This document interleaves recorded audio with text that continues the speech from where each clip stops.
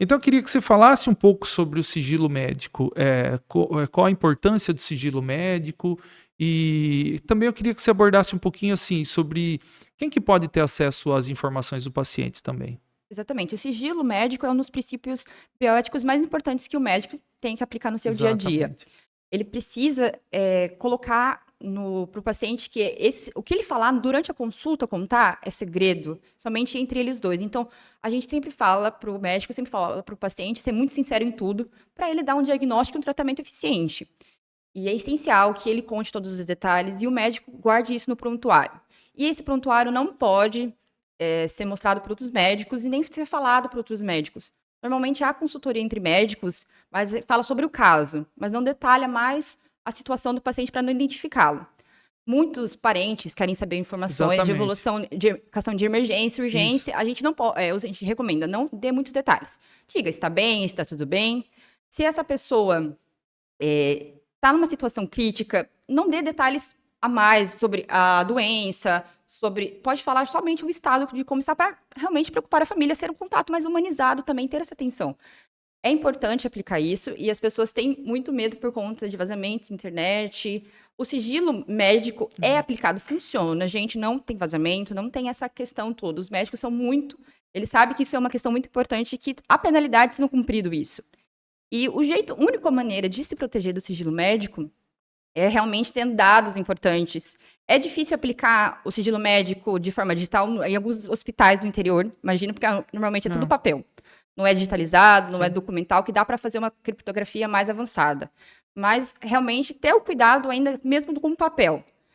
Mesmo com o papel, pegando todo dia, ter esse cuidado também, e os hospitais têm esse cuidado, porque eles sabem que é muito grave dados vazarem sobre sigilo, na questão do sigilo médico. Sim, o Hospital da Unimed, em especial aqui em Rondonópolis, a gente já tem feito de uma maneira de não fazer assim muito contato. Estou falando contato formal, através do WhatsApp.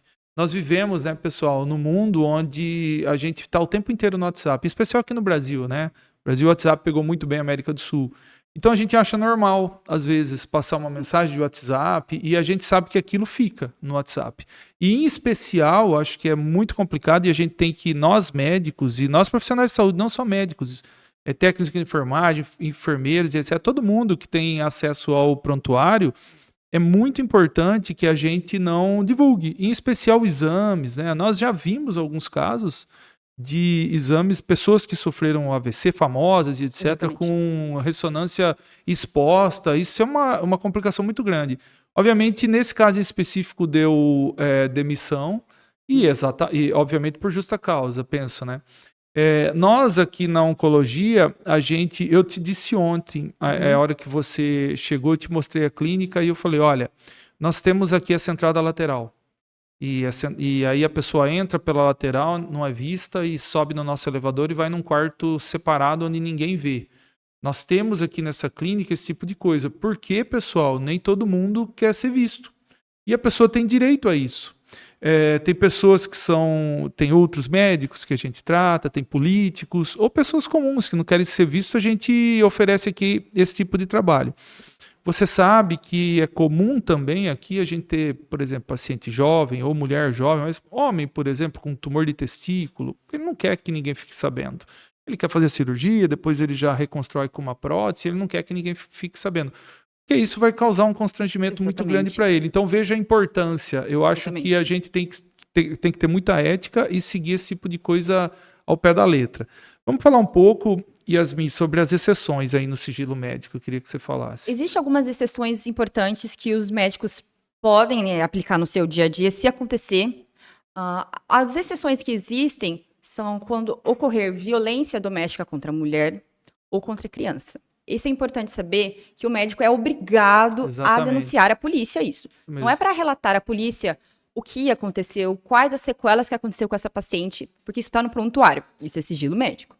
Então, a única coisa que pode revelar, ó, essa mulher sofreu essa violência, e aí você fala para a vítima, olha, eu vou ter que falar para a polícia porque seu caso, você sofreu isso e eu tenho que fazer. É obrigação.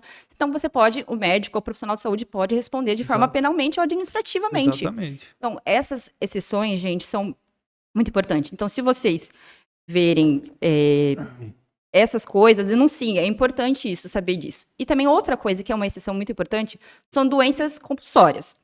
Os médicos sabem esse termo que significa, que são doenças que são muito disseminadas.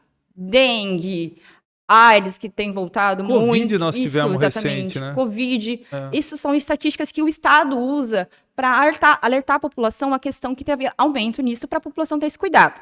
Mas é só para afirmar a doença, né? Para falar, ó, esse paciente tal tem isso. Não, é só realmente informar o Estado sobre as doenças que estão voltando, para que a população fique atenta, vacine, se tome todos os cuidados necessários. Sim,